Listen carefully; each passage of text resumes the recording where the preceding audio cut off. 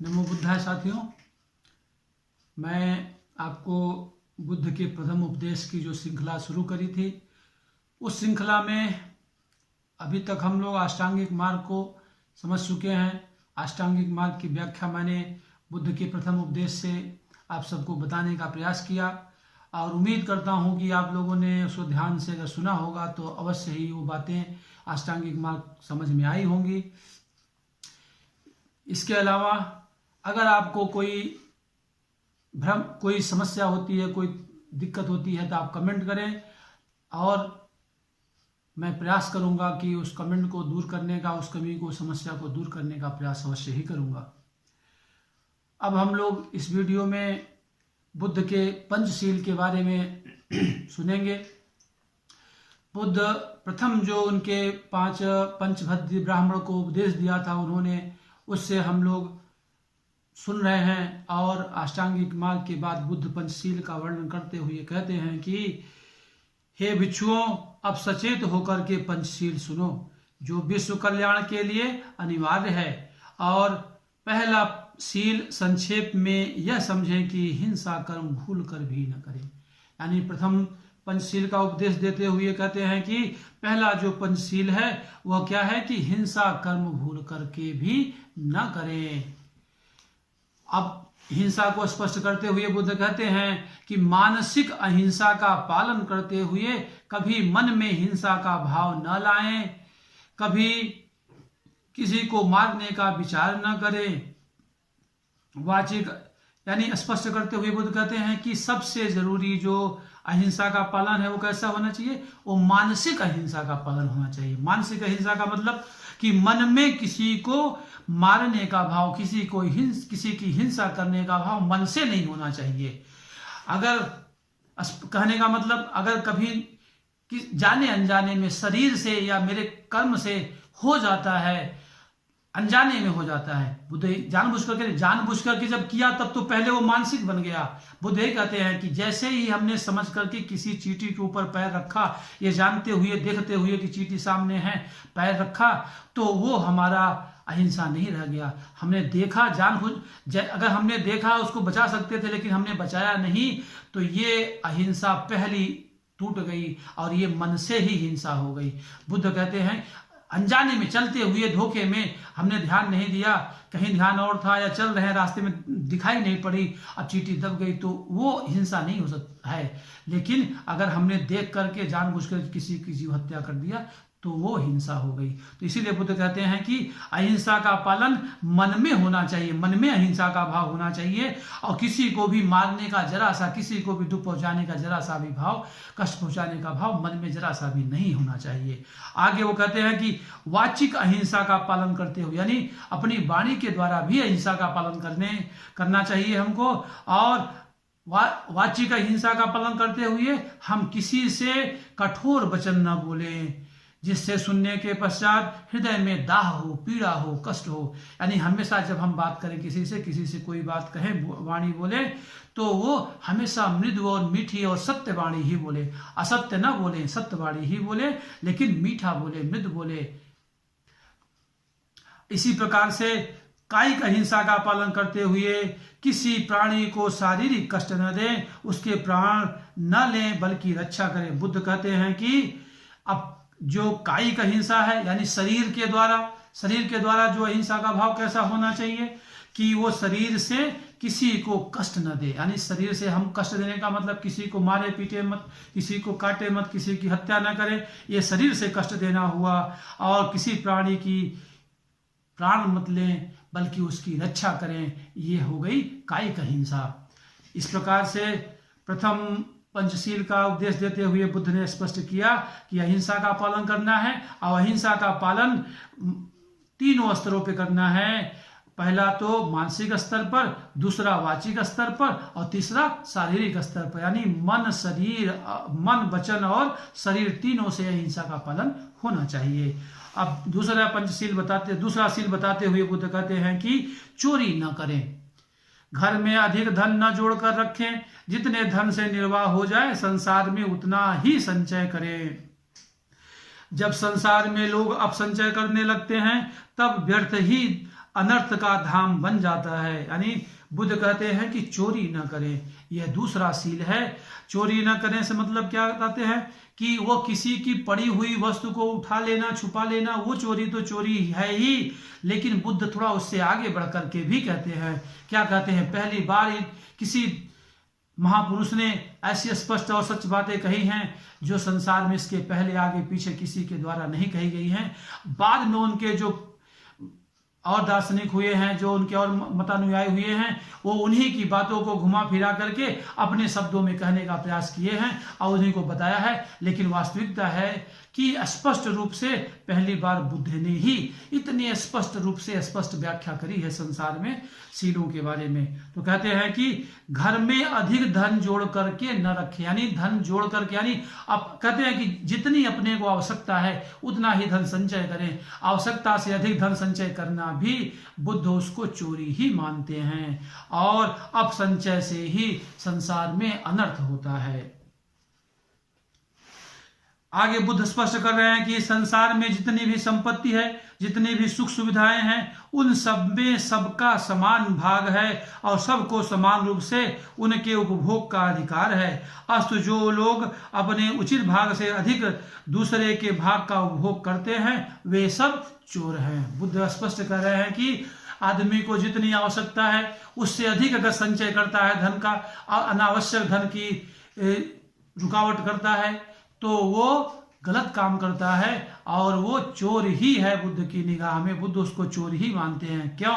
क्योंकि बुद्ध कहते हैं कि संसार में जो भी समृद्धि है, जो भी संपत्ति है, जितनी भी सुख सुविधाएं हैं, उस पे संसार के समस्त प्राणियों का समान अधिकार है, समान उनकी हिस्सेदारी है और सबको बराबर अनुपात में सारी सुख सुविधाएं, वैभव, संपत्ति, धन दौलत, सुख समृद्धि सब प्राप्त होनी चाहिए। अगर कोई अनावश्यक रूप से उसको रोकता है तो वो बुद्ध की निगाह में, बुद्ध के अनुसार वो चोर ही है। और इस प्रकार से वो कहते हैं आगे कि दूसरे की सुंदर वस्तु देख करके उसकी आंख बचा करके उसे छुपा न लें, बटोहियों को बीच मार्ग में घेर कर बटमारी न करें, डाका डालकर दूसरे का धन न छीनें, सेंध मार करके चोरी न करें। ये तो स्पष्ट है, जिसको कि हम लोग जानते भी हैं कि चोरी कर्म क्या है। तो ये तो है, उसके बारे में भी बुद्ध ने कह दिया कि किसी की सुंदर वस्तु को उसकी आंख बचा कर उठा न लें या छुपा न दें, रास्ते में किसी मुसाफिर को रोक करके उससे धन न छीनें, डाका न डालें या सेंध मार करके चोरी न करें, माल दबाकर और महंगाई बढ़ाकर चौगुना लाभ न लें, घूसखोरी न करें, गरीबों को लूट कर तिजोरी न भरें। आगे बुद्ध थोड़ा सा और स्पष्ट करते हुए कहते हैं कि माल दबा करके मतलब जो व्यापारी हैं वो किसी माल को रोक लें और जब महंगाई बढ़ जाए, दाम का मतलब वस्तु का दाम बढ़ जाए तो चौगुना दाम वसूल करके उसको न बेचे, घूसखोरी का काम न करें, गरीबों को लूट करके तिजोरी न भरे। इसको भी बुद्ध चोरी के कर्म के अंतर्गत मानते हैं। अगर आगे स्पष्ट करते हैं बुद्ध, और स्पष्ट करते हैं, क्या कहते हैं कि अगर खरी मजूरी ले तो चोखा काम भी करें, दिन भर टाल मटोल न करता रहे, अच्छी और बुरी वस्तुओं की मिलावट करके उन्हें बेचकर उचित लाभ न कमाए। आगे उन्होंने कर्म करने वालों को, परिश्रम करने वालों को भी स्पष्ट करते हुए कहा कि अगर आप किसी आदमी से, किसी व्यक्ति के काम को करने के लिए अगर आप उससे पैसा लेते हैं तो उसका काम भी ईमानदारी से करें, खरी मजूरी ले तो चोखा काम भी करें, टाल मटोल करके दिन न बिताएं। और आगे क्या कर रहे हैं बुद्ध की जो व्यापारी वर्ग है वो वस्तुओं में मिलावट करके अनुचित लाभ न कमाई करे, वो भी चोरी ही कहा जाता है, वो भी चोरी का ही कर्म कहा जाता है। कभी किसी से कर्ज लेकर उसे भुला न दें। बुद्ध बहुत स्पष्ट करते हैं। बुद्ध से बड़ा आप मान लीजिए कि इतना स्पष्ट संसार की सभी बातों को खुल करके बहुत सामान्य बुद्धि विवेक वाले आदमी की समझ तक पहुंचाने वाला अकेला विश्व में अगर कोई प्रकाशमान दीप है तो वो बुद्ध हैं। बुद्ध के अलावा कोई दूसरा नहीं है। आगे बुद्ध बहुत स्पष्ट करते हैं कि किसी से भी अगर कर्ज ले तो उसे भुला न दें, यानी उसको भूल मत जाएं। और एक और स्पष्ट कर रहे हैं कि जितना ले उससे कुछ बढ़ाकर उसे अवश्य लौटा दे। वैसे तो चोरी के हजारों भेद हैं, पर मैंने यहाँ पे कुछ स्पष्ट किया है। प्रमुख बुद्ध कहते हैं कि किसी से अगर आप कर्ज लेते हैं किसी अपनी आवश्यकता की पूर्ति के लिए, तो उसको भूल मत जाएं, उसको समय से लौटा दें, और जब उसको वापस लौटाएं तो कुछ बढ़ा करके लौटाएं, जितना लिए थे उतना ही सिर्फ न लौटाएं। और बुद्ध बता रहे हैं कि वैसे तो चोरी के बहुत से रूप हैं, हजारों रूप हैं, लेकिन मैंने यहाँ प्रमुख प्रमुख बताया, और बाकी व्यक्ति अपने बुद्ध विवेक के आधार पर उसको समझ लें, और जो भी इस प्रकार के कार्य हैं उससे विरत रहने का, उससे दूर रहने का, उसने बचने का सदैव प्रयास करें, खुद भी बचे और दूसरों को भी बचाएं। इस प्रकार बुद्ध 2 सीलों का स्पष्टीकरण करने के पश्चात तीसरा सील बताते हैं कि तीसरा सील यह है, अतिशय कामातुर होकर निंदित कामाचार न करें। यानी अतिशय कामातुर होकर के, यानी काम के वशीभूत होकर के, भोग विलास की इच्छा, स्त्री गमन की इच्छा इतनी ज्यादा प्रबल अपने अंदर न अग्नि उसकी जला लें कि चारों तरफ वो निंदित कामाचार करता हुआ फिरे। अगर सब लोग इस सील का पालन करें तो संसार बहुत से दुखों से मुक्त हो जाए और सुखी हो जाए। आगे वो कहते हैं कि इसको स्पष्ट करते हुए, तीसरे सील को स्पष्ट करते हुए कहते हैं कि वेश्याओं के यहाँ भूल कर भी न जाए, अपनी गाढ़ी कमाई नष्ट न करे, पराई स्त्री का लोभ कभी न करे, उसे कुटिल कटारी की तरह त्याग दे।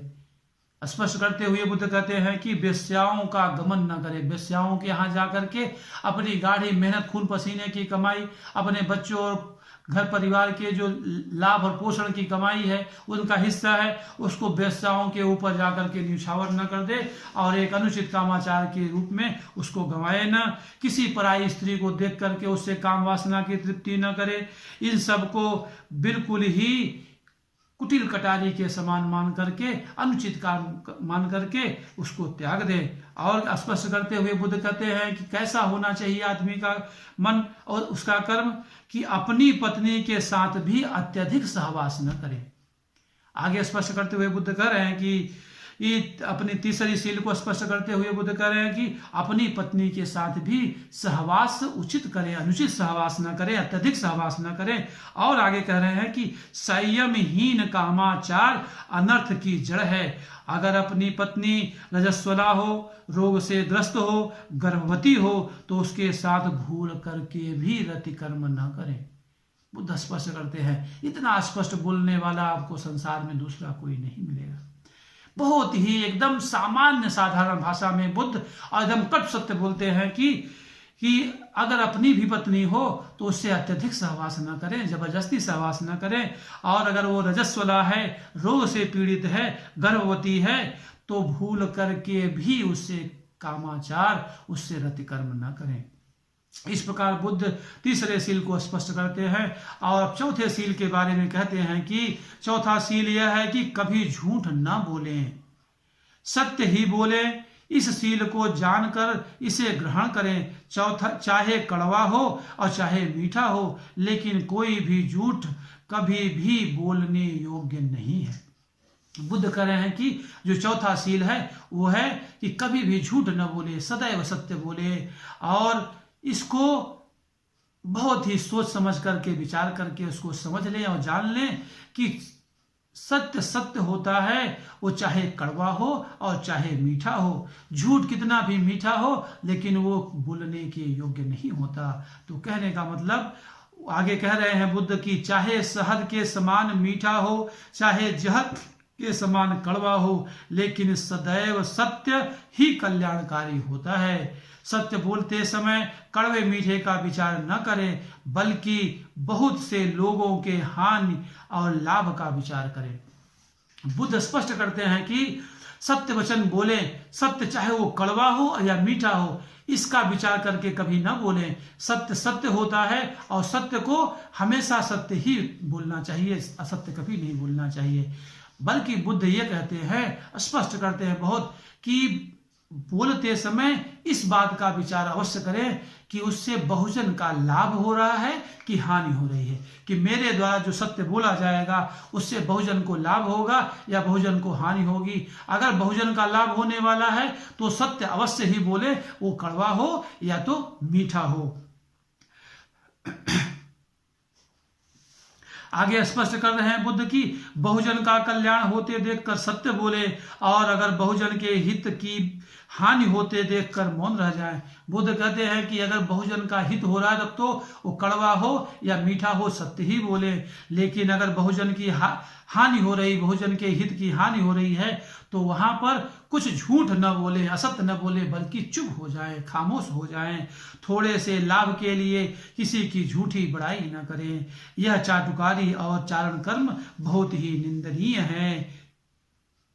स्पष्ट कर रहे हैं बुद्ध की झूठी बड़ाई किसी की न करें, किसी की चाटुकारिता न करें, और इधर उधर जाकर के चुगली न करें। नारद कर्म यानी चुगलखोरी छोड़ दें, अपने मुंह से अपना गुणगान न करें, उसी प्रकार दूसरे की निंदा करना भी छोड़ दें। बुद्ध स्पष्ट कर रहे हैं कि दूसरे की चुगलखोरी करना, जाकर के इधर उधर नारद कर्म करना यानी दूसरे की चुगली लगाना, लड़ाई झगड़ा करवाना दूसरे के घरों में, परिवारों में, भाइयों में, ये बिल्कुल छोड़ दें। और अपने मुंह से अपनी हमेशा प्रशंसा न करते रहे, अपना गुणगान न करते रहें, और दूसरों की निंदा भी न करें।